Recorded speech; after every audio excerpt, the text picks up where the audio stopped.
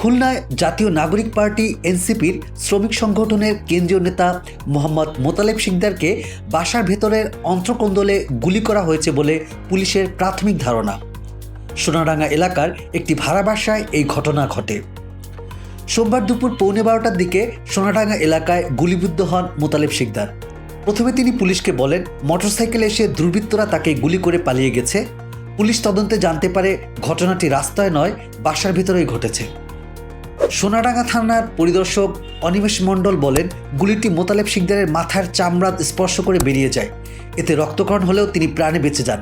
বর্তমানে তিনি Khulna medical college হাসপাতালে চিকিৎসাধীন এবং শঙ্কামুক্ত। পুলিশের এক কর্মকর্তা বলেন, প্রথমে ভুক্তভোগী আমাদের জানিয়েছিলেন রাস্তায় মোটরসাইকেল এসে গুলি করে চলে যায়। পরে দেখলাম যে ঘটনাটা ঘরের ভিতরেই ঘটেছে। সিসিটিভি ফুটেজে দেখা যায় একজন দুজন তাকে ধরে হাসপাতালে নিয়ে যাচ্ছে। তাকে কারা হাসপাতালে নিয়ে যায় সেটাও আমরা খুঁজে দেখছি। এনসিপির একজন নেতা গুলিবিদ্ধ হয়েছে, তো সেই সংবাদের ভিত্তিতে আমরা কাজ শুরু করি। যে ঘরটিতে ওরা কালকে রাত্রে 3 জন এসেছিল এবং আশেপাশে ওদেরকেও জিজ্ঞাসাবাদ করে আমরা জানতে পারি যে এরা প্রায় সময় এখানে আসতো এবং বিভিন্ন ধরনের মাদক সেবন করত এবং বিভিন্ন মেয়ে মানুষও নিয়ে আসতো।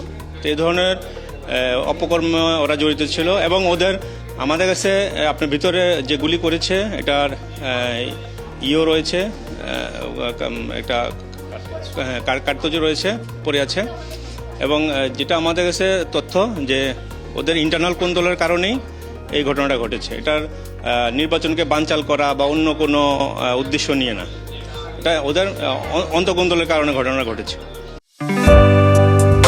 টাইম টিভি বাংলা, সত্যি উন্মোচনের অঙ্গীকার।